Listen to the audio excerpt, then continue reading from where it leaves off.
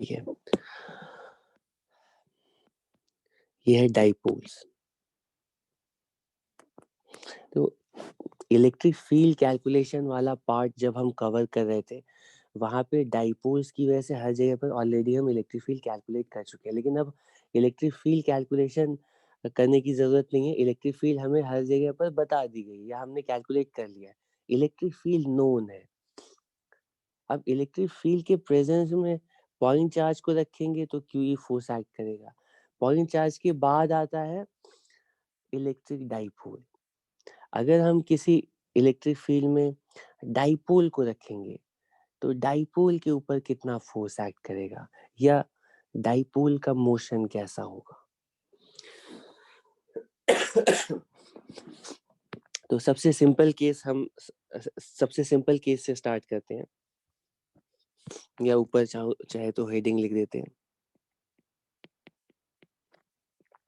Motion of electric dipole in uniform. तो सबसे simple case लेंगे, यूनिफॉर्म इलेक्ट्रिक फील्ड में अगर डाइपोल को रखेंगे तो फिर डाइपोल का मोशन कैसा होगा इन यूनिफॉर्म इलेक्ट्रिक फील्ड। ठीक है, सब कुछ लॉजिकल है। ठीक है, तो मान लो हमारे पास किसी रीजन में बिल्कुल यूनिफॉर्म इलेक्ट्रिक फील्ड कुछ इस तरह से दे दी गई थी। ठीक है, यूनिफॉर्म इलेक्ट्रिक फील्ड बनाना चाहता हूँ। ठीक, फिगर तो बिल्कुल क्लियर रखना चाहिए। यूनिफॉर्म इलेक्ट्रिक फील्ड लाइंस है ये, और इस यूनिफॉर्म इलेक्ट्रिक फील्ड के प्रेजेंस में इलेक्ट्रिक फील्ड ई। इस यूनिफॉर्म इलेक्ट्रिक फील्ड में हम एक डाइपोल को प्लेस करने जा रहे हैं। डाइपोल का मतलब equal and opposite charges with finite separation.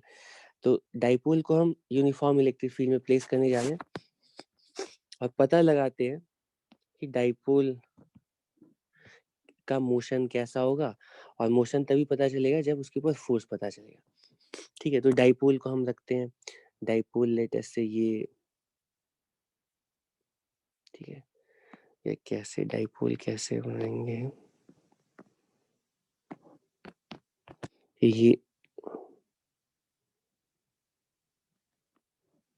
ये हमारा नेगेटिव चार्ज है, और लेट अस से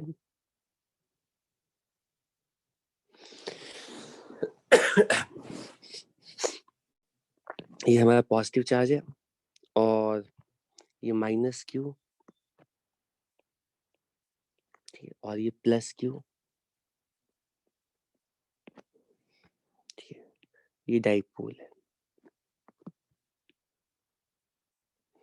इनके बीच की सेपरेशन कितनी है, तो इनके बीच की सेपरेशन लेट अस से ये हमारा गिवन डाइपोल है, इनके बीच की सेपरेशन कितनी है, इनके बीच की सेपरेशन लेट अस से दिस सेपरेशन इज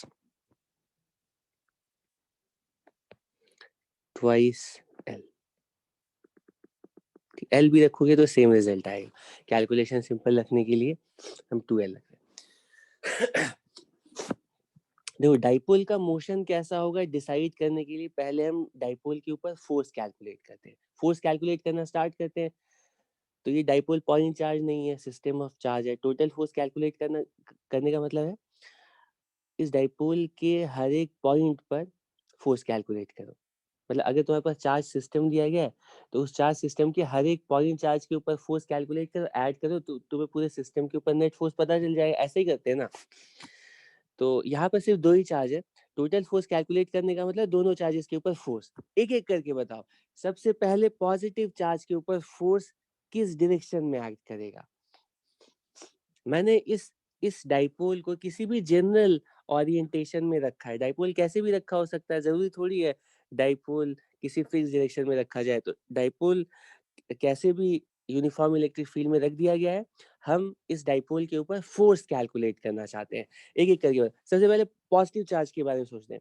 तो पॉजिटिव चार्ज के ऊपर फोर्स कैसे एक्ट करेगा, जिस डायरेक्शन में इलेक्ट्रिक फील्ड है उसी डायरेक्शन में फोर्स एक्ट करेगा, ठीक है। और कितना फोर्स एक्ट करेगा, कितना फोर्स एक्ट करेगा, वो अनडाउटेडली QE फोर्स एक्ट करेगा, ठीक है। पॉजिटिव डायरेक्शन में, पॉजिटिव डायरेक्शन में QE, ठीक है। तो ये है F इक्वल्स लेकिन ये टोटल फोर्स नहीं है, क्योंकि इस डाइपोल का जो दूसरा पार्ट है ना वो नेगेटिवली चार्ज है। तो नेगेटिवली चार्ज पार्टिकल के ऊपर फोर्स कैलकुलेट करते हैं। फोर्स की डायरेक्शन किधर होगी, नेगेटिव चार्ज है तो इलेक्ट्रिक फील्ड के ऑपोजिट डायरेक्शन में, नेगेटिव चार्ज है तो इलेक्ट्रिक फील्ड के ऑपोजिट डायरेक्शन में, ठीक है। और फोर्स का मैग्नीट्यूड कितना होगा, मैग्नीट्यूड कितना होगा, वो QE के इक्वल हुआ, क्योंकि माइनस तो डायरेक्शन के लिए, ठीक है। तो हमने दोनों पार्ट्स के ऊपर, दोनों चार्जेस के ऊपर फोर्स कैलकुलेट कर लिया है। टोटल फोर्स कैलकुलेट करने का मतलब है इन दोनों फोर्सेस का रिजल्टेंट। और जैसे ही तुम इन दोनों फोर्सेस का रिजल्टेंट कैलकुलेट करोगे, ये तो डाइपोल है ना, तो डाइपोल के ऊपर ऑब्वियसली, इस डाइपोल के ऊपर ऑब्वियसली हमेशा equal and opposite forces he act करेंगे अगर डाइपोल को यूनिफॉर्म फील्ड में रखा गया है। तो क्योंकि दोनों चार्जेस के पास इलेक्ट्रिक फील्ड सेम है, चार्ज भी सेम है, फील्ड भी सेम है, तो फोर्स तो इक्वल होगा लेकिन ऑपोजिट डायरेक्शन, तो नेट फोर्स तो जीरो आ गया। इसका मतलब है डाइपोल, जब भी इलेक्ट्रिक डाइपोल को यूनिफॉर्म फील्ड में रखेंगे तो डाइपोल के ऊपर नेट फोर्स, डाइपोल के ऊपर नेट फोर्स हमेशा जीरो होगा, ठीक है। डाइपोल के ऊपर नेट फोर्स हमेशा जीरो होगा। इसका मतलब है कि अगर हम डाइपोल को, ठीक है, तुम सोचोगे कि ये तो इतना ज्यादा एफर्ट हमारा वेस्ट हो गया कि अगर हम डाइपोल को यूनिफॉर्म फील्ड में रखते हैं तो डाइपोल के ऊपर फोर्स ही नहीं एक्ट कर रहा। इसका मतलब मान लो डाइपोल को हम रेस्ट में ला करके यूनिफॉर्म फील्ड में रखते हैं, तो डाइपोल के ऊपर फोर्स ही नहीं एक्ट करेगा, तो डाइपोल तो रेस्ट में रहेगा, इक्विलिब्रियम में रहेगा। लेकिन इतनी भी जल्दी नहीं। तुम्हें तुम्हें यहाँ पर ध्यान देना चाहिए कि ये जो डाइपोल है ना, ये ये आ, ये ये कोई पार्टिकल नहीं है। ये डाइपोल को हम पार्टिकल नहीं बोल सकते, डाइपोल सिस्टम ऑफ पार्टिकल है। और जब भी सिस्टम ऑफ पार्टिकल का मोशन हमें देखना होता है, या system of particle system of particle का मोशन कैसा होगा देखना होता है, तो सिर्फ सिर्फ उस सिस्टम ऑफ पार्टिकल के ऊपर फोर्स नहीं देखते हैं, उस बॉडी के ऊपर टॉर्क भी देखते हैं। क्योंकि क्योंकि सिस्टम ऑफ पार्टिकल का जो मोशन है ना, वो सिर्फ ट्रांसलेटरी नहीं, रोटेटरी भी हो सकता है। अगर यहाँ पे सिर्फ एक पॉइंट चार्ज रहता ना और उस पॉइंट चार्ज के ऊपर फोर्स जीरो एक्ट कर रहा होता, तब हम डायरेक्टली बोल सकते थे वो पार्टिकल हमेशा रेस्ट में रहेगा, इक्विलिब्रियम में रहेगा। लेकिन ये तो डाइपोल है, डाइपोल का मतलब है मतलब ये रॉड की तरह है। अब किसी रॉड को के ऊपर अगर फोर्स एक्ट कर रहा है तो इसका मतलब जरूरी नहीं है कि रॉड हमेशा रेस्ट में, इक्विलिब्रियम में ही रहेगा। तो फोर्स, अगर फोर्स जीरो आ रहा है तो अब तुम्हें सोचना है कि जीरो फोर्स की वजह से डाइपोल के पास अब क्या क्या मोशन की पॉसिबिलिटी है। तुम सोचोगे अगर सिस्टम ऑफ पार्टिकल के ऊपर फोर्स जीरो एक्ट करता है, तो सिस्टम ऑफ पार्टिकल के ऊपर फोर्स जीरो होने का मतलब है कि उसका सेंटर ऑफ मास रेस्ट में रहेगा, ठीक है। बॉडी नहीं, सेंटर ऑफ मास रेस्ट में रहेगा ऑब्वियसली। अगर स्टार्टिंग में हमने किसी सिस्टम ऑफ पार्टिकल को रेस्ट में रखा है तो, और उसके ऊपर नेट फोर्स जीरो एक्ट कर रहा है, नेट फोर्स जीरो होने का मतलब है, न्यूटन्स लॉ कहता है कि उसका सेंटर ऑफ मास फिक्स हो जाएगा, सेंटर ऑफ मास रेस्ट में रहेगा। लेकिन सेंटर ऑफ मास फिक्स होने के बावजूद इस डाइपोल के पास मोशन की पॉसिबिलिटी है। और वो कौन से मोशन की पॉसिबिलिटी है? अरे बताओ भाई, कोई बॉडी दी गई है, उसका सेंटर ऑफ मास फिक्स हो गया है, क्यों? क्योंकि उस बॉडी के ऊपर नेट फोर्स जीरो है। जब पार्टिकल के ऊपर नेट फोर्स जीरो होता है तो पार्टिकल को इक्विलिब्रियम में बोलते हैं, लेकिन अगर बॉडी के ऊपर नेट फोर्स जीरो होता है तो उसका मतलब होता है बॉडी का सेंटर ऑफ मास रेस्ट में होगा। तो ये डाइपोल तो बॉडी है ना, सिस्टम पार्टिकल है, तो इसके ऊपर नेट फोर्स 0 होने का मतलब अब इसका सेंटर ऑफ मास फिक्स हो जाए, सेंटर ऑफ मास मूव नहीं कर सकता। जैसे ही तुम डाइपोल को यूनिफॉर्म फील्ड में रखोगे इसका सेंटर ऑफ मास फिक्स रहेगा। सेंटर ऑफ मास फिक्स होने के बाद डाइपोल के पास कैसे मोशन की पॉसिबिलिटी है? सिर्फ रोटेशनल मोशन, सिर्फ रोटेट। इसका मतलब है कि जैसे ही हम यूनिफॉर्म फील्ड में रखेंगे ना, तो ये ट्रांसलेट तो नहीं कर सकता है, लेकिन ये रोटेट जरूर कर सकता है। कैसे? इस सेंटर ऑफ मास वाले पॉइंट के अबाउट, सेंटर ऑफ मास के अबाउट ये डाइपोल रोटेट कर सकता है, ठीक है, क्लॉकवाइज एंटी क्लॉकवाइज, ठीक है। तो अब क्वेश्चन उठता है कि अगर ये डाइपोल रोटेट कर सकता है, तो रोटेट करने के लिए तो हमें इस डाइपोल के ऊपर टॉर्क कैलकुलेट करना पड़ेगा, ठीक है। डाइपोल को यूनिफॉर्म इलेक्ट्रिक फील्ड में रखा गया है। हमें पता चला कि यूनिफॉर्म इलेक्ट्रिक फील्ड में रखने के बाद डाइपोल का सेंटर ऑफ मास फिक्स हो गया है। यूनिफॉर्म इलेक्ट्रिक फील्ड में रखने के बाद डाइपोल सिर्फ रोटेशनल मोशन कर सकता है अबाउट, प्योर रोटेशनल मोशन कर सकता है about its centre of mass.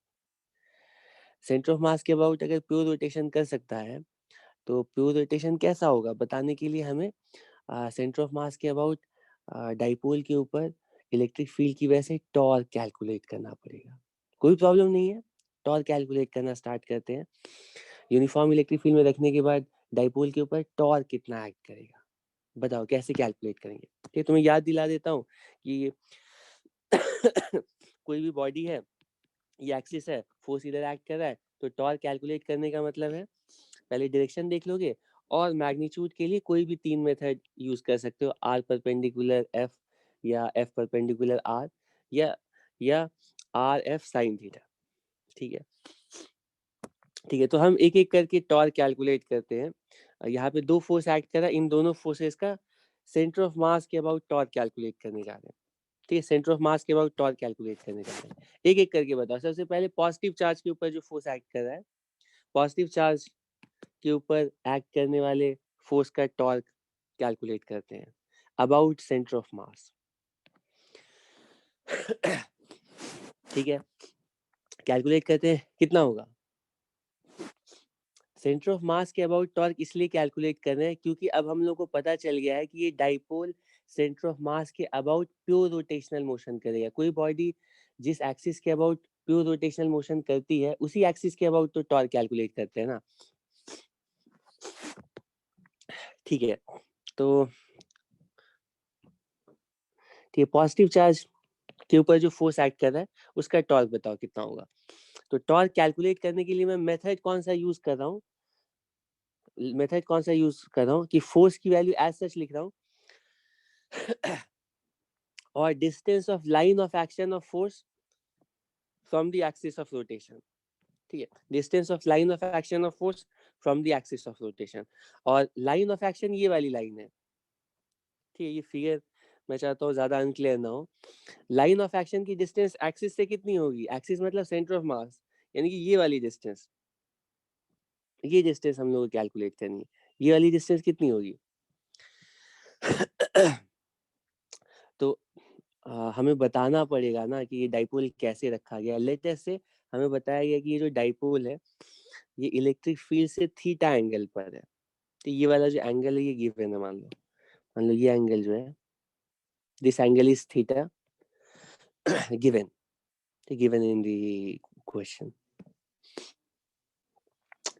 तो लाइन ऑफ एक्शन की डिस्टेंस सेंटर ऑफ मास से कितनी होगी, तो ये तुम कैलकुलेट कर सकते हो। ये ऐसे डाइपोल रखा गया है, ये डाइपोल को मैं वेक्टर के फॉर्म में ड्रॉ करता हूँ। ये इलेक्ट्रिक फील्ड लाइन थी, ये थीटा, इलेक्ट्रिक फील्ड से थीटा एंगल पर ये इलेक्ट्रिक फील्ड है, ठीक है, और ये डाइपोल है, ठीक है। हमें कैलकुलेट करना है, चलो डाइपोल नहीं, पहले चार्ज के टर्म्स में, ये चार्ज है, ये चार्ज है, तो ये टोटल लेंथ जो है ना, ये सेंटर ऑफ मास है, टोटल लेंथ 2l है, तो आधी लेंथ जो होगी वो l होगी, और हमें ये वाली डिस्टेंस कैलकुलेट करनी है, ये वाली डिस्टेंस, ये डिस्टेंस कितनी होगी इस राइट ट्रायंगल में?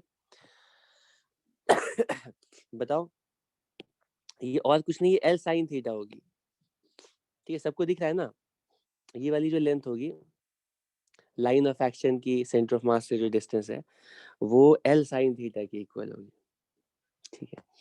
तो ये डिस्टेंस है, this distance is L sin theta, ठीक है। तो हम टॉर्क कैलकुलेट कर रहे हैं पहले, पॉजिटिव चार्ज के ऊपर लगने वाले फोर्स का टॉर्क कैलकुलेट कर रहे हैं, और टॉर्क कैलकुलेट करने के लिए मैं मेथड यूज कर रहा हूँ, फोर्स एज सच लिख रहा हूँ and multiplied by distance of line of action from the axis of rotation, and this comes out to be L sin theta times QE। इसको थोड़ा ऐसे लिखता हूँ, पहले QE लिख देता हूँ, फोर्स QE है multiplied by L sin theta.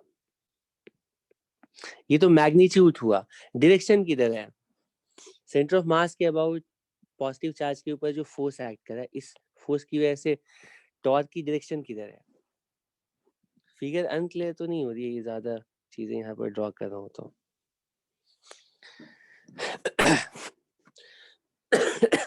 Clockwise sense में पॉजिटिव सेंटर ऑफ मास के अबाउट ये वाला जो फोर्स है ना, इधर पुल कर रहा है, तो इसको रोटेट ऐसे यूं रोटेट करना चाहेगा, ठीक है। तो इसको मैं यहाँ पे ड्रॉ कर देता हूँ, ये क्लॉकवाइज डायरेक्शन है, ठीक है, ये क्लॉकवाइज, सॉरी क्लॉकवाइज। अब नेगेटिव चार्ज के ऊपर जो फोर्स एक्ट कर रहा है, उस नेगेटिव चार्ज के ऊपर एक्ट करने वाले फोर्स का टॉर्क सेंटर ऑफ मास के अबाउट कितना होगा, फिर से कैलकुलेट करोगे, तो फिर से लाइन ऑफ एक्शन ड्रॉ करोगे और एक्सिस ऑफ रोटेशन से डिस्टेंस देखोगे, और तुम देख सकते हो कि ये डिस्टेंस भी L sin थीटा ही होगी, ठीक है। फोर्स भी सेम है, लाइन ऑफ एक्शन से डिस्टेंस भी सेम है, तो नेगेटिव चार्ज के ऊपर जो फोर्स एक्ट कर रहा है उसके भी टॉर्क का मैग्नीट्यूड सेम ही आएगा, ठीक है। वो है QE L sin थीटा। लेकिन नेगेटिव चार्ज के ऊपर जो फोर्स एक्ट कर, इस फोर्स की वजह से डाइपोल के पास सेंटर ऑफ मास के अबाउट किस सेंस में टॉर्क आएगा।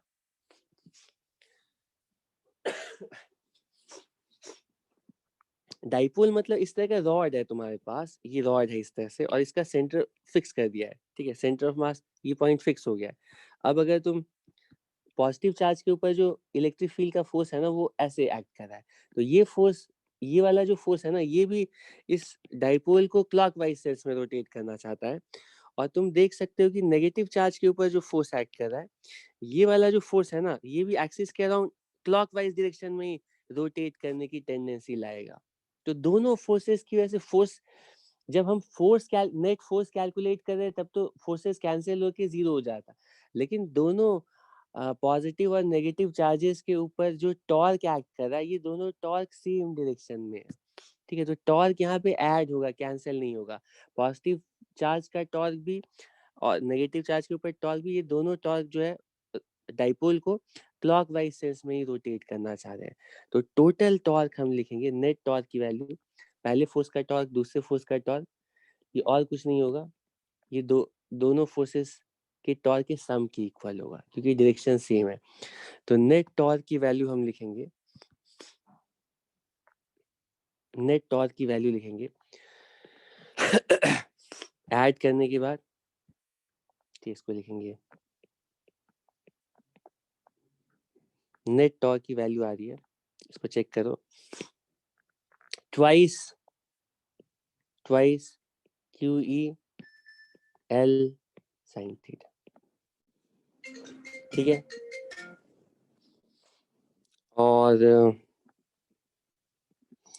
और ये यहाँ पर अब तुम देख सकते हो फिर से कि ये जो ट्वाइस, तुम देख सकते हो कि Q, इसमें बहुत सारे टर्म्स आ रहे हैं, लेकिन हम लोग को पता है कि किसी भी डाइपोल के लिए चार्ज मल्टीप्लाइड बाय लेंथ, ये उस डाइपोल का डाइपोल मोमेंट कहलाता है। तो टॉर्क का मैग्नीट्यूड हमने कैलकुलेट कर लिया है, और मैग्नीट्यूड का जो रिजल्ट है वो बहुत सिंपल और इंटरेस्टिंग है, वो है dipole moment of the dipole moment of the dipole multiplied by electric field sine theta. ठीक है, इसमें किसी को कोई प्रॉब्लम है? ठीक है, तो ये तो हो गया डाइपोल के ऊपर एक्ट करने वाले टॉर्क का मैग्नीट्यूड। ठीक है, जैसे ही हम किसी डाइपोल को यूनिफॉर्म फील्ड में रखेंगे, उस डाइपोल के ऊपर हमेशा एक टॉर्क एक्ट करेगा और उस टॉर्क का जो मैग्नीट्यूड होगा वो पीई साइन थीटा के इक्वल होगा। ठीक है, लेकिन टॉर्क बताने का मतलब है टॉर्क की कंप्लीट वैल्यू बतानी पड़ेगी। ठीक है, टॉर्क की डायरेक्शन किधर होगी। तो इस पर्टिकुलर केस के लिए तो तुम बोलोगे डायरेक्शन, टॉर्क की जो डायरेक्शन है, अगर जैसे फिगर में दिखाया गया है इस तरह से अगर डाइपोल रखा जाता है तब तो हम बोलेंगे टॉर्क की डायरेक्शन क्लॉकवाइज में है। ठीक है, लेकिन हम जनरल रिजल्ट कैलकुलेट करना चाहते हैं, जनरल रिजल्ट डिराइव करना चाहते हैं, डाइपोल को कैसे भी रखा गया है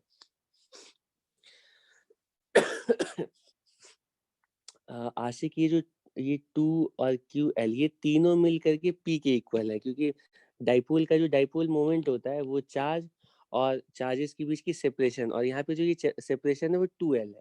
ठीक है, तो Q इंटू 2L इसको हम डाइपोल मोमेंट लिखे। ठीक है, 2 उसी में चला गया। एनीवे मैं कह रहा था कि टॉर्क का ये कंप्लीट एक्सप्रेशन नहीं कहलाएगी, तो टॉर्क का सिर्फ मैग्नीट्यूड है। हम टॉर्क की डायरेक्शन भी बताना चाहते हैं।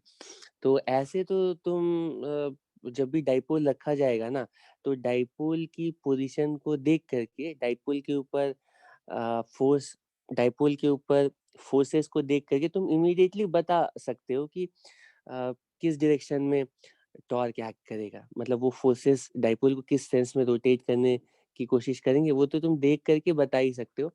लेकिन हम टॉर्क का कंप्लीट एक्सप्रेशन निकालना चाहते हैं। ठीक है, टॉर्क का मैग्नीट्यूड और डायरेक्शन दोनों। लेकिन जैसे ही हम डायरेक्शन के बारे में सोचते हैं, टॉर्क का जो रिजल्ट आता है उसको देख करके हम और ज्यादा क्यूरियस हो जाते हैं, क्योंकि टॉर्क का जो एक्सप्रेशन है ना वो बहुत ही अच्छा, सिंपल और अच्छा एक्सप्रेशन है। डेरिवेशन के बाद हमें पता चला कि ये इलेक्ट्रिक फील्ड है। अब मैं थोड़ा शॉर्ट में बना रहा हूँ। ये इलेक्ट्रिक फील्ड है, ये इलेक्ट्रिक फील्ड है। ठीक है, हाँ तुम लोग सही गेस कर रहे हो, ये इलेक्ट्रिक फील्ड है और हमारे पास ये डाइपोल है। ठीक, किसी भी जनरल पोजीशन में ये डाइपोल है। ठीक, डाइपोल वेक्टर को मैं डाइपोल मोमेंट को डाइपोल मोमेंट वेक्टर को मैं ड्रॉ कर रहा हूँ। ठीक है, डाइपोल मोमेंट वेक्टर याद है ना सबको, वो हमेशा नेगेटिव से पॉजिटिव चार्ज की तरफ होता है और मैग्नीट्यूड Q टाइम्स 12 होता है। तो डाइपोल मोमेंट वेक्टर भी दिया गया तो भी तुम्हें पता है कि डाइपोल कैसे रखा गया है। ठीक है, तो लेट अस से किसी जनरल थीटा एंगल पर ये डाइपोल को रख दिया हमने। ठीक है, यूनिफॉर्म फील्ड थी, यूनिफॉर्म फील्ड में किसी जनरल एंगल थीटा पे डाइपोल को रख दिया। अब इस डाइपोल के ऊपर जो उस टॉर्क का मैग्नीट्यूड वो P साइन थीटा के इक्वल होगा, ये हमने डिराइव किया, जिसमें P क्या है, डाइपोल मोमेंट है, E क्या है, इलेक्ट्रिक फील्ड है, और थीटा क्या है, वो इलेक्ट्रिक फील्ड और डाइपोल मोमेंट के बीच का एंगल है। लेकिन जैसे ही टॉर्क का एक्सप्रेशन देखते हैं ना, तो हमें लगता है ये तो बहुत ही पॉपुलर एक्सप्रेशन है, क्योंकि हमें पता है कि पहले वेक्टर का मैग्नीट्यूड, दूसरे वेक्टर का मैग्नीट्यूड और sine of angle between them ये और कुछ नहीं होता है, वो दोनों के क्रॉस प्रोडक्ट का मैग्नीट्यूड होता है।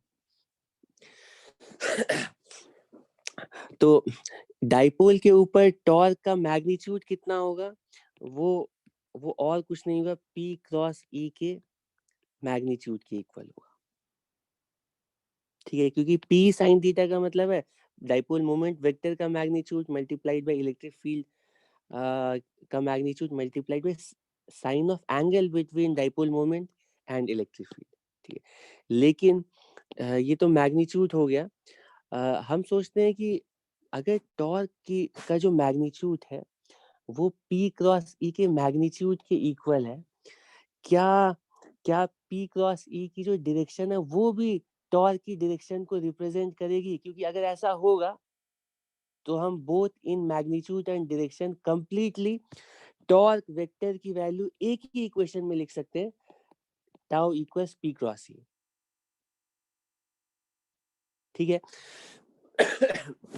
मैं कह रहा हूँ कि टॉर्क का मैग्नीट्यूड तो हमने डिराइव किया, कैलकुलेट किया, वो तो P क्रॉस E के मैग्नीट्यूड के इक्वल है ही। हम चेक करना चाहते हैं कि क्या P क्रॉस E की जो डायरेक्शन है वो भी इस डाइपोल के ऊपर एक्ट करने वाले टॉर्क की डायरेक्शन के अलोंग है या नहीं। ठीक है, चेक करते हैं। तो टॉर्क की डायरेक्शन मैं तुम लोगों को याद दिला देता हूँ कि टॉर्क वेक्टर की डायरेक्शन किधर होती है, ये अब पता नहीं मुझे तुम लोगों को याद है या नहीं। मान लो कोई बॉडी है जो कि बोर्ड के प्लेन में है और ये एक्सिस बोर्ड के प्लेन के परपेंडिकुलर है, क्योंकि इस एक्सिस के अकॉर्डिंग बॉडी के पास दो ही डायरेक्शन हो सकते हैं रोटेट करने के लिए, एक क्लॉकवाइज दूसरा एंटी क्लॉकवाइज। तो हम डायरेक्शन के लिए सिर्फ सेंस यूज कर लेते थे, लेकिन टॉर्क एक एक्सियल वेक्टर है और इस टॉर्क के पास एक डायरेक्शन है। इस टॉर्क वेक्टर की डायरेक्शन क्या रिप्रेजेंट करेगी, मतलब अगर टॉर्क का सेंस क्लॉकवाइज है, कुछ इस तरह से बॉडी रोटेट कर रही है, तो टॉर्क वेक्टर किधर होगा? ये तो टॉर्क का सेंस हुआ, टॉर्क वेक्टर किधर होगा? तो मैं तुम्हें याद दिलाता हूँ कि जितने भी एक्सियल वेक्टर्स होते हैं उनकी डायरेक्शन हम हमेशा राइट हैंड थंब रूल से निकालते हैं। ठीक, ये सब हम लोग पहले मैं बताया हूँ, लेकिन मैं चाहता हूँ, ठीक है, मैं रिस्क नहीं लेना चाहता हूँ तुम लोग कहीं भूल ना गए हो, इसलिए मैं फिर से याद दिला दे रहा हूँ कि जो भी सेंस है ना, रोटेशन का जो भी सेंस है, उस सेंस के अलोंग तुम अपने राइट हैंड के फिंगर्स को कर्ल करो और देखो थंब किधर पॉइंट कर रहा है। ठीक, तो इस केस में ये बॉडी क्लॉकवाइज रोटेट कर रही है, राइट हैंड के फिंगर्स को अगर कर्ल करोगे तो थंब किधर पॉइंट कर रहा है? Inside the plane of board. यहाँ पे हम बोलेंगे टॉर्क वेक्टर की direction inside the plane of board है। ठीक है, अगर मान लो ये बॉडी एंटी क्लॉकवाइज रोटेट करी, कुछ ऐसे रोटेट करी है, तो टॉर्क टॉर्क वेक्टर का सेंस किधर है? राइट हैंड रूल से वो outside the plane of board. ठीक, इसमें तो कोई प्रॉब्लम नहीं है ना, ये तो याद है ना सबको, है ना? ये मान लो ये कोई बॉडी है इस तरह से, इस तरह से मान लो कोई ऐसे करके बॉडी है और यहाँ पे ये मान लो ऐसे करके एक्सिस लगी हुई है। अगर यूं रोटेट कर रही है बॉडी, ठीक है, तो इसके लिए टॉर्क वेक्टर की डायरेक्शन किधर होगी? अगर इस तरह से रोटेट कराया जा रहा है किसी फोर्स की वजह से बॉडी को, तो राइट हैंड रूल से अभी टॉर्क इधर इस डायरेक्शन में, ओमेगा इधर, कोई भी axial vector right hand rule से। और अगर मान लो ये कुछ ऐसे रोटेट कर रहा होता, ठीक है, तो ऊपर से देखेंगे तो क्लॉकवाइज डायरेक्शन में रोटेट करता है, राइट हैंड रूल से टॉर्क की डायरेक्शन यूं होगी। ये सबको पता है? ठीक है, अब हम लोग चेक कर सकते हैं, ठीक है, इस फिगर में आ जाते हैं।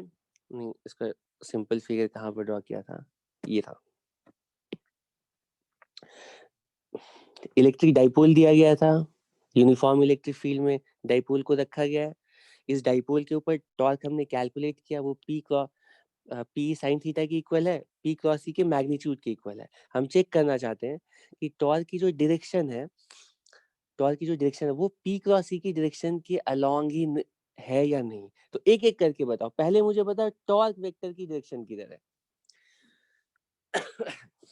इसको छोड़ो, ये जो रिजल्ट आया इसको छोड़ो, हमने अपनी कैलकुलेशन में टॉर्क वेक्टर की डायरेक्शन निकाली है ना, टॉर्क की डायरेक्शन निकाली है ना, हमने टॉर्क का सेंस निकाला है। तो इस केस में फोर्सेस की वजह से, पॉजिटिव चार्ज के फोर्स की वजह से भी क्लॉकवाइज, नेगेटिव, तो यहाँ पे टॉर्क का जो सेंस आया था वो क्लॉकवाइज आया था। ठीक है, तुम लोग को याद हो, क्लॉकवाइज। और क्लॉकवाइज का मतलब है टॉर्क वेक्टर की डायरेक्शन किधर है?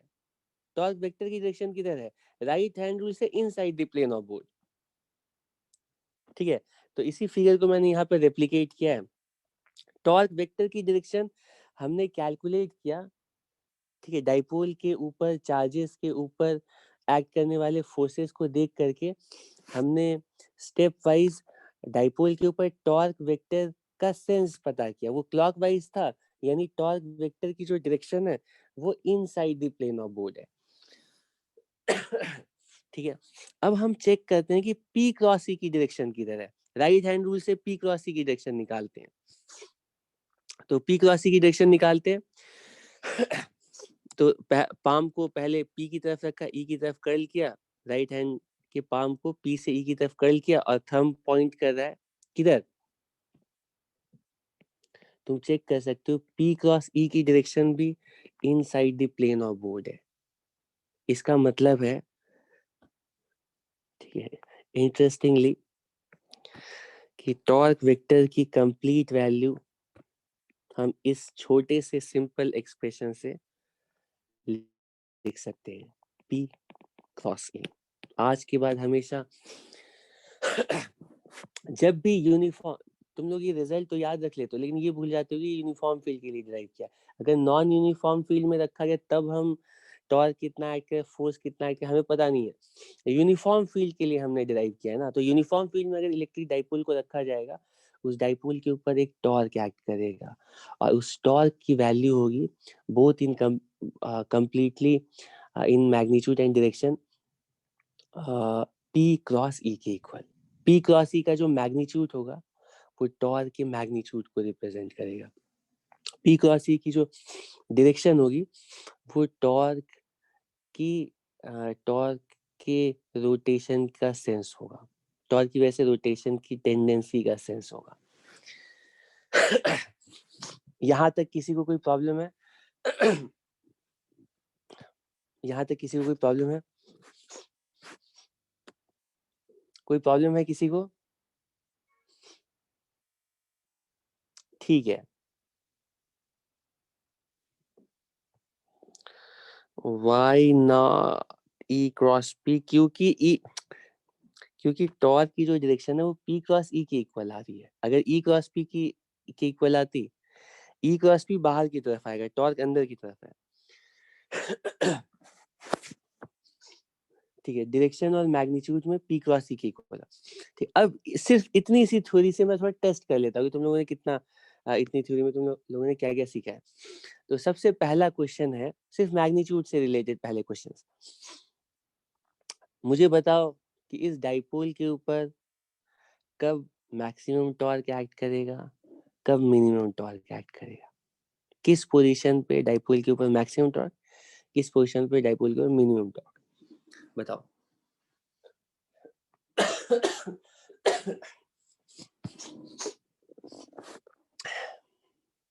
अरे मैक्सिमम टॉर्क तब एक्ट करेगा जब क्रॉस प्रोडक्ट की वैल्यू मैक्सिमम होगी। और क्रॉस प्रोडक्ट की वैल्यू मैक्सिमम कब होती है? जब दोनों वेक्टर्स परपेंडिकुलर होंगे। ऐसे भी गेस कर सकते हो कि जब ये इलेक्ट्रिक फील्ड है, चलो मैं ऐसे लगा देता हूँ, ये यूनिफॉर्म इलेक्ट्रिक फील्ड है। जब डाइपोल को हम बिल्कुल 90 डिग्री पर रख रहे हैं, ये डाइपोल है, इस टाइम में डाइपोल के ऊपर मैक्सिमम टॉर्क एक्ट करेगा। ठीक, और मैक्सिमम टॉर्क होगा कितना? मैक्सिमम टॉर्क कितना होगा? अरे टॉर्क की मैग्नीट्यूड होती है पी ई साइन थीटा, तो मैक्सिमम वैल्यू कितनी होगी? पी ई के इक्वल। इसके अलावा किसी भी पोजीशन पे, यहाँ पर है या यहाँ पर है या यहाँ कहीं पर भी है, टॉर्क की वैल्यू इससे कम होगी। इस टाइम में सबसे ज्यादा टॉर्क एक्ट कर रहा होगा। इसके बाद मिनिमम टॉर्क कहाँ पर एक्ट करेगा?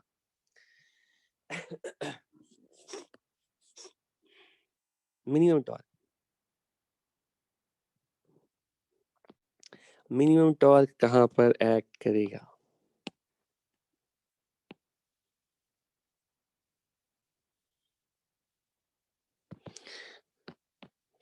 मिनिमम टॉर्क एक्ट करेगा जब एंगल 0 डिग्री होगा। 0 डिग्री का मतलब सेम डायरेक्शन में। ठीक है, जब डाइपोल को तुम इलेक्ट्रिक फील्ड की डायरेक्शन में ही रख दोगे ना, जब इलेक्ट्रिक फील्ड की डायरेक्शन में रख दोगे तो डाइपोल के ऊपर कोई टॉर्क एक्ट करेगा ही नहीं। ठीक है, टॉर्क का जो एक्सप्रेशन है यहाँ पे लिख देता हूँ। ठीक है, टॉर्क की वैल्यू है P क्रॉस E। तो इस एक्सप्रेशन से तुम चेक कर रहे थे, तुमने बोला कि मिनिमम टॉर्क कब एक्ट करेगा? मिनिमम टॉर्क होगा 0, और कब एक्ट करेगा? जब 0 डिग्री, P साइन थीटा। तो साइन थीटा 0 कब होता है? जब थीटा 0 होता है। हाँ, उस पे आ रहा हूँ मैं। इस टाइम में टॉर्क की वैल्यू बिल्कुल 0 होगी। तो ये तो तुमने टॉर्क के रिजल्ट से बताया, लेकिन ये तुम कॉमन सेंस से भी कह सकते थे, क्योंकि अगर हम डाइपोल को बिल्कुल फील्ड की डायरेक्शन में ही रख दें, ये पॉजिटिव चार्ज है और ये नेगेटिव चार्ज है, तो तुम देख सकते हो कि पॉजिटिव चार्ज के ऊपर इलेक्ट्रिक फील्ड किधर फोर्स अप्लाई करेगी, फील्ड की डायरेक्शन में। नेगेटिव चार्ज के ऊपर ऑपोजिट। और ऐसे फोर्स की वजह से तुम्हें क्या लगता है, क्या ये डाइपोल रोटेट करेगा? ये तो यहीं पे रहेगा ना। तुम पॉजिटिव चार्ज को इधर खींच रहे हो, नेगेटिव चार्ज को इधर खींच रहे हो, ये डाइपोल रोटेट नहीं करेगा, इसके ऊपर कोई टॉर्क आएगा ही नहीं। हाँ, अगर किसी एंगल पर होता तो इन फोर्सेस की वजह से इसके पास रोटेशन की टेंडेंसी आती, लेकिन 0 डिग्री में जीरो टॉर्क। ठीक है, जीरो टॉर्क होने का मतलब है इस पोजीशन को हम डाइपोल के लिए कंप्लीट इक्विलिब्रियम पोजीशन भी बोलेंगे, क्योंकि किसी भी बॉडी के ऊपर जब फोर्स और टॉर्क दोनों जीरो हो जाते हैं तो उस बॉडी को हम बोलते हैं कि वो बॉडी कंप्लीट इक्विलिब्रियम में है।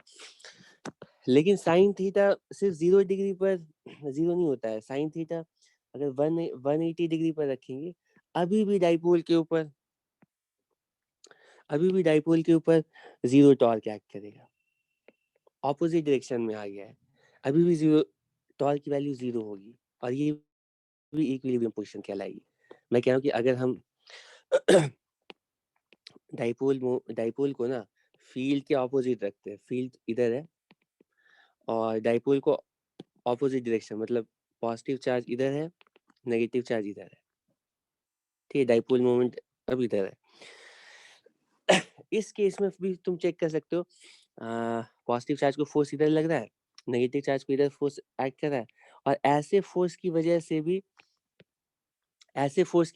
भी डाइपोल के ऊपर नेट टॉर्क जीरो ही होगा। ऐसे फोर्स की वजह से भी डाइपोल के ऊपर कोई रोटेशन की टेंडेंसी आएगी ही नहीं। ठीक है, हम बोलेंगे डाइपोल के ऊपर नेट टॉर्क जीरो है। ठीक है, कोई प्रॉब्लम है इसमें? ठीक है, अब 0, 90, 180, 270 डिग्री पर डाइपोल को करेंगे तो क्या होगा? मैक्सिमम टॉर्क एक्ट करेगा, है ना, 270 भी। ठीक, टॉर्क की वैल्यू होगी पी के इक्वल। ठीक है, ठीक है, तो यहाँ तक की नॉलेज से तुम बोल सकते हो। अभी सिर्फ हम मैग्नीट्यूड वाइज टॉर्क को डिस्कस कर रहे थे और हमें पता चला कि या तो डाइपोल को तुम इलेक्ट्रिक फील्ड की डायरेक्शन में रखो या फिर बिल्कुल ऑपोजिट डायरेक्शन में। ठीक है, दोनों ही केस में डाइपोल कंप्लीट इक्विलिब्रियम में रहेगा। ठीक है। तो अब क्वेश्चन उठता है कि इक्विलिब्रियम में अगर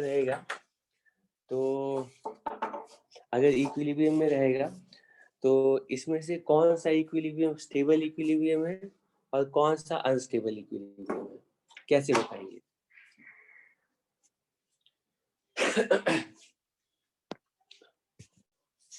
स्टेबल इक्विलिब्रियम कौन सा है, अनस्टेबल इक्विलिब्रियम कौन सा है?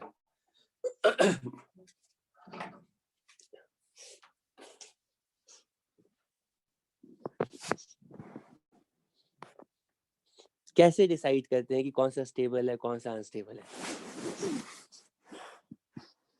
हाँ, अरे स्टेबल इक्विलिब्रियम का मतलब होता है कि उस बॉडी को या पार्टिकल को इक्विलिब्रियम से डिस्टर्ब करो। डिस्टर्ब करने के बाद देखो कि उस बॉडी के ऊपर नेट फोर्स या टॉर्क अब तो इक्विलिब्रियम से हट गया, तो उसके ऊपर net force net torque zero नहीं होगा। डिस्टर्ब करने के बाद देखो कि इस बॉडी के ऊपर जो नेट टॉर्क एक्ट कर रहा है वो बॉडी को दोबारा इक्विलिब्रियम की तरफ डिस्प्लेस कर रहा है या ऑपोजिट डायरेक्शन में। तो अगर तुम डाइपोल को 0 डिग्री पर रखते हो, ठीक, ये इक्विलिब्रियम में, अब इसे थोड़ा डिस्टर्ब करके देखते हैं। मान लो पॉजिटिव साइड में डिस्प्लेस करते हैं, इधर लाते हैं हम डाइपोल को एंटी क्लॉकवाइज डायरेक्शन में डिस्प्लेस कर रहे हैं। अब चेक करते हैं इसके ऊपर टॉर्क किधर एक्ट कर रहा है। टॉर्क किधर एक्ट कर रहा है? पॉजिटिव के ऊपर इधर, नेगेटिव के ऊपर इधर, और ऐसे फोर्स की वजह से टॉर्क एक्ट कर रहा है क्लॉकवाइज डायरेक्शन में। तुम थोड़ा सा भी इलेक्ट्रिक फील्ड से थोड़ा ऊपर की तरफ रोटेट करने की कोशिश करोगे, रिलीज करोगे, ये जो डाइपोल है दोबारा इलेक्ट्रिक फील्ड की तरफ, ठीक है, आएगा। या फिर तुम इस डाइपोल को क्या करो, क्लॉकवाइज डायरेक्शन में डिस्प्लेस करो इधर की तरफ। लेकिन इस बार डाइपोल के ऊपर फोर्सेस किधर एक्ट करेंगे, ये जो थीटा है ना, थीटा तो क्लॉकवाइज है, लेकिन इस पॉजिटिव चार्ज के ऊपर फोर्स इधर एक्ट करेगा, नेगेटिव चार्ज के ऊपर इधर फोर्स, और ऐसे फोर्स की वजह से इस बार टॉर्क की डायरेक्शन किधर है, इस बार टॉर्क का सेंस किधर है, इस बार ये फोर्सेस किस सेंस में डाइपोल को रोटेट करेंगे। ये तुम इमेजिन नहीं कर पा रहे हो, इस एंड को अगर इधर पुल करेंगे, इस एंड को इधर पुल करेंगे, तो ये डाइपोल किधर रोटेट करेगा, क्लॉकवाइज डायरेक्शन में रोटेट करेगा। मतलब थोड़ा सा नीचे अगर तुमने रोटेट किया ना, रिलीज करोगे, दोबारा इक्विलिब्रियम की तरफ आएगा। ठीक है, तो ये 0 डिग्री जो है वो स्टेबल इक्विलिब्रियम है। ठीक है, और 180 डिग्री, 180 डिग्री स्टेबल है या अनस्टेबल है, तो 180 डिग्री को भी तुम चेक करके देख सकते हो कि इलेक्ट्रिक फील्ड की डायरेक्शन कुछ ऐसे है। ठीक है, डाइपोल अब ऐसे यूं रखा ऑपोजिट डायरेक्शन में, अभी तो ये इक्विलिब्रियम में है। ठीक है, अभी तो ये इक्विलिब्रियम में, लेकिन इसको थोड़ा भी अगर हम डिस्टर्ब करेंगे ना, इसको थोड़ा भी डिस्टर्ब करेंगे, मान लो डाइपोल को थोड़ा यूं ले आते हैं, अब इसके ऊपर टॉर्क किधर एक्ट करेगा पता है, पॉजिटिव चार्ज के ऊपर इधर फोर्स है और नेगेटिव चार्ज के ऊपर इधर फोर्स है, इसके ऊपर टॉर्क एक्ट कर रहा है एंटी क्लॉकवाइज में। मतलब हमने डाइपोल को एंटी क्लॉकवाइज में जैसे डिस्प्लेस किया, बॉडी के ऊपर टॉर्क भी एंटी क्लॉकवाइज डायरेक्शन में ही एक्ट कर रहा है, जो कि जिस टॉर्क की वजह से अब ये डाइपोल दोबारा कभी भी अपने ओरिजिनल इक्विलिब्रियम में नहीं आएगा। ठीक है, तो ये जो इक्विलिब्रियम है ये अनस्टेबल इक्विलिब्रियम होगा। ठीक है,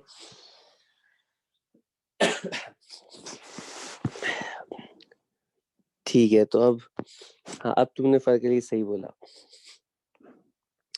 ठीक है, तो अब इसको मैं कंक्लूड करता हूँ ये टॉर्क वाले पार्ट को, कि अगर हमें कहीं पर यूनिफॉर्म इलेक्ट्रिक फील्ड गिवन है और उस यूनिफॉर्म इलेक्ट्रिक फील्ड में इलेक्ट्रिक डाइपोल को रखा गया, वो डाइपोल कैसे भी, ऐसे भी रखा जाता है, ऐसे भी रखा जाता है, कैसे भी रखा गया है। ठीक है, कैसे भी रखा गया, ये डाइपोल है, इस डाइपोल के ऊपर एक टॉर्क एक्ट करेगा। ठीक है, और टॉर्क की वैल्यू P क्रॉस E के इक्वल होगी, जिसका मतलब है टॉर्क का जो मैग्नीट्यूड होगा वो तो PE साइन थीटा के इक्वल होगा, लेकिन टॉर्क की डायरेक्शन किधर होगी, तो रिजल्ट कहता है कि टॉर्क की डायरेक्शन P क्रॉस E के अलोंग होगी। तो एक तरीका है टॉर्क की डायरेक्शन बताने का, मैं मान रहा हूँ कि जब भी तुम्हें डाइपोल किसी क्वेश्चन में दिया जाएगा तो तुम इमीडिएटली उस डाइपोल के ऊपर टॉर्क का मैग्नीट्यूड तो कैलकुलेट कर ही लोगे।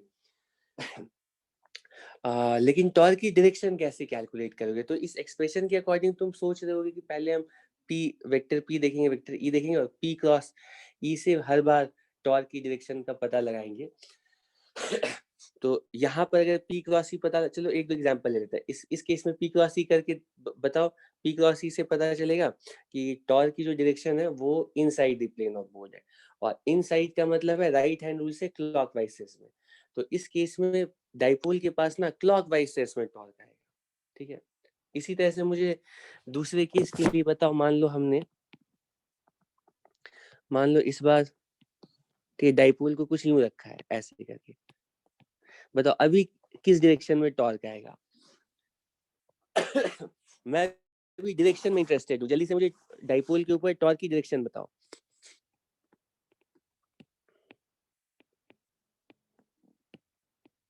अरे तुम लोग इतना टाइम लगाते हो, नहीं सुनते हो या नहीं, समझ में नहीं। हाँ, तो P क्रॉस E परफॉर्म करते हैं राइट हैंड रूल से, तो राइट हैंड रूल से P क्रॉस E की डायरेक्शन आ रही है outside the plane of board, और अगर torque outside the plane of board है तो राइट हैंड रूल से टॉर्क वेक्टर जो है ना वो एंटी क्लॉकवाइज सेंस में, मतलब कि इस डाइपोल के ऊपर एंटी क्लॉकवाइज डायरेक्शन में टॉर्क आएगा। इस डाइपोल की टेंडेंसी होगी, अगर इस पोजीशन में हम डाइपोल को रखेंगे तो डाइपोल की टेंडेंसी होगी एंटी क्लॉकवाइज डायरेक्शन में रोटेट होने की। ठीक है, किसी भी केस के लिए बता सकते हो। चलो मैं एक और एग्जांपल ले लेता हूँ। मान लो हमने डाइपोल को कुछ ऐसे रखा है, ये डाइपोल यूं है, बताओ किधर टॉर्क एक्ट करेगा?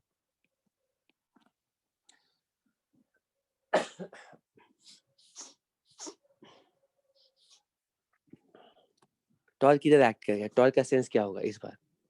सेंस मैं जानना चाहता हूँ ये किधर रोटेट करेगा, तो मुझे सेंस बताओगे तो ज्यादा मुझे अच्छा लगेगा, वरना इनसाइड आउटसाइड से मुझे राइट हैंड रूल से पता लगाना पड़ेगा। ठीक है, वेरी गुड, क्लॉकवाइज एक्ट करेगा। क्रॉस प्रोडक्ट को पी क्रॉस ही इनसाइड, और इनसाइड का मतलब क्लॉकवाइज, मतलब कि डाइपोल मोमेंट के ऊपर क्लॉकवाइज टॉर्क एक्ट करेगा। इनफैक्ट डायरेक्शन कैलकुलेट करने के लिए तुम्हें इतना भी करने की जरूरत नहीं है कि तुम देख सकते हो जब भी हम डाइपोल को ना ऐसे ऐसे ऐसे इन तीनों पोजीशन में रखते हैं तो टॉर्क जो है क्लॉकवाइज एक्ट करता है, और जब भी हम डाइपोल को यूं यूं या यूं, इन तीनों केसेस में पता लगा के दिखाओ, टॉर्क कुछ क्लॉकवाइज एक्ट करता है। तो जब भी थीटा जो है ना, जब भी थीटा ऊपर है, मतलब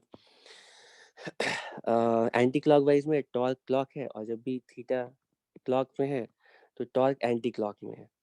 ठीक है, तो इसका मतलब है कि टॉर्क का डायरेक्शन पता लगाने के लिए ना हमें क्रॉस प्रोडक्ट भी करने की जरूरत नहीं है।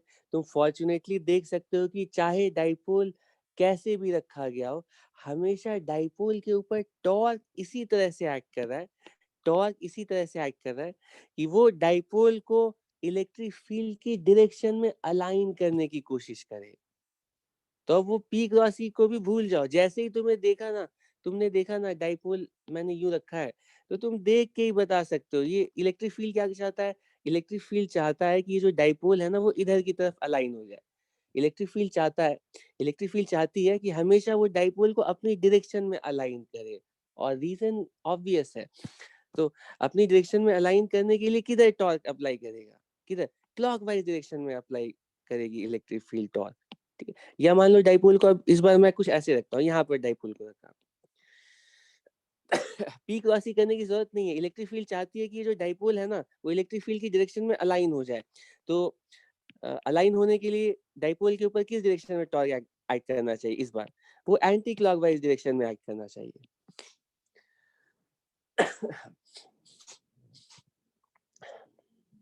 इसमें किसी को कोई प्रॉब्लम नहीं है? आप बता सकते हो कि टॉर्क की डायरेक्शन किधर होगी? अब हर बार बता सकते हो कि टॉर्क की डायरेक्शन किधर होगी?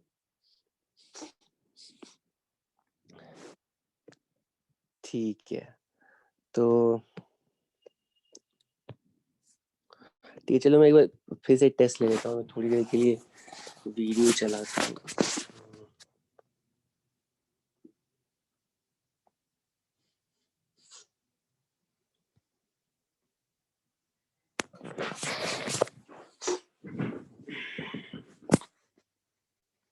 वीडियो कैसे चलेगा?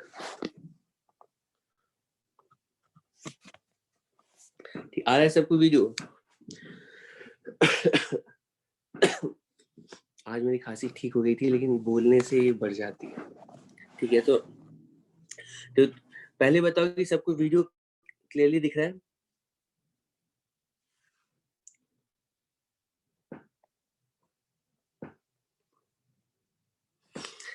ठीक है, अब मेरी तरफ बिल्कुल ध्यान से सुनना। ठीक है, ये बहुत इंपॉर्टेंट है। तुम्हें इमेजिन करना है कि इलेक्ट्रिक फील्ड की जो डायरेक्शन है वो कुछ इधर है, इस डायरेक्शन में। ये इलेक्ट्रिक फील्ड की डायरेक्शन है। ठीक है, हॉरिजॉन्टल है इलेक्ट्रिक फील्ड यहाँ पर। एक मिनट में लाइट थोड़ा इसको एडजस्ट कर।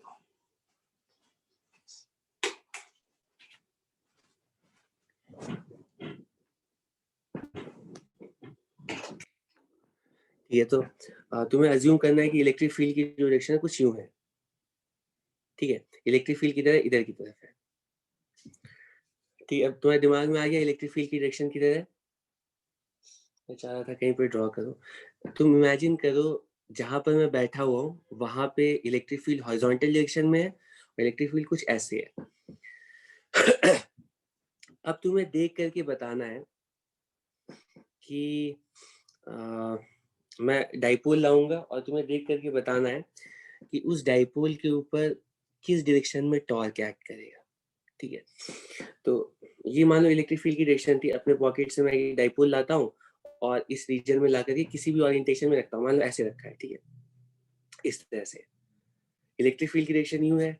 जैसे ही मैं डाइपोल को यहाँ पर ला करके रखूंगा, रिलीज करूंगा, तो इलेक्ट्रिक फील्ड ना खुद इसके ऊपर टॉर्क अप्लाई करके इस डाइपोल को अपने आप ही इलेक्ट्रिक फील्ड की डायरेक्शन में अलाइन करने की कोशिश करेगी। ठीक है, अगर मान लो मैं डाइपोल को ऐसे रखता हूँ, बताओ क्या किस डायरेक्शन में डाइपोल के ऊपर टॉर्क एक्ट करेगा? इलेक्ट्रिक फील्ड इसको यूं ऐसे रोटेट करने की कोशिश करेगी।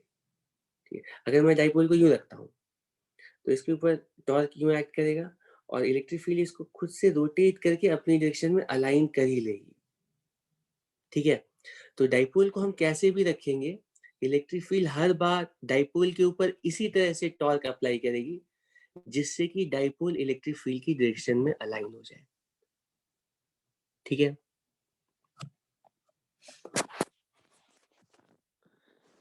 अब बताओ टॉर्क में किसको किसको, टॉर्क के मैग्नीट्यूड और डायरेक्शन में किसी को कोई प्रॉब्लम नहीं है? ठीक है, टॉर्क में ज्यादा टाइम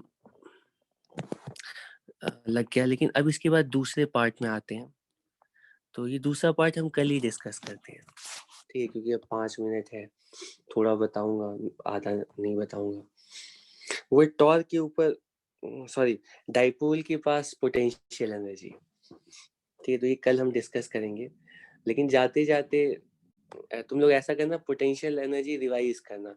हमने पिछले कोर्स में हजारों बार पोटेंशियल एनर्जी मतलब फिर से तुम्हें रिपीट किया है, याद दिलाया पोटेंशियल एनर्जी किसी बॉडी के पास, पार्टिकल के पास कब होती है और उस बॉडी के पास पोटेंशियल एनर्जी हम कैसे कैलकुलेट करते हैं। याद है सबको? कंजर्वेटिव फोर्स के इन्फ्लुएंस में अगर पार्टिकल होता है तो उस पार्टिकल के साथ हम पोटेंशियल एनर्जी एसोसिएट कर सकते हैं। और पोटेंशियल एनर्जी कितनी होती है, तो पोटेंशियल एनर्जी कैलकुलेट करने का तरीका है कि पहले हम रेफरेंस डिसाइड करते हैं, जहां पर हम अज्यूम करते हैं कि पार्टिकल के पास जीरो पोटेंशियल एनर्जी है।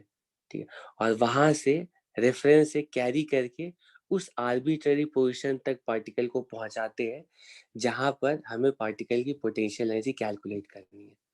Work done by conservative force लेते हैं, उसका नेगेटिव लेते हैं, और यही पार्टिकल की पोटेंशियल एनर्जी कहलाती है। ठीक है, कल हम डिस्कस करेंगे। अब आगे के कोर्स में नॉन स्टॉप पोटेंशियल एनर्जी बहुत ही बल्क में बार बार अप्लाई होगा, यूज होगा। पोटेंशियल एनर्जी का मतलब वर्क एनर्जी और पोटेंशियल एनर्जी दोनों। तो तुम लोगों से ये रिक्वेस्ट है कि जो भी थोड़ा बहुत अगर तुम लोग पोटेंशियल एनर्जी भूल रहे हो या अच्छे से याद नहीं है, तो एक बार कम से कम पोटेंशियल एनर्जी की जो थ्योरी पढ़ी थी उसको बहुत ही ब्रीफ में अच्छे से रिवाइज कर लेना। ठीक है, तभी, क्योंकि आगे सिर्फ हम पोटेंशियल डिस्कस करने वाले हैं और उसके लिए पोटेंशियल एनर्जी का स्ट्रॉन्ग कमांड होना मतलब मस्ट है। ठीक, वो प्राइमरी रिक्वायरमेंट है, क्योंकि अब सिर्फ पोटेंशियल डिस्कस होगा।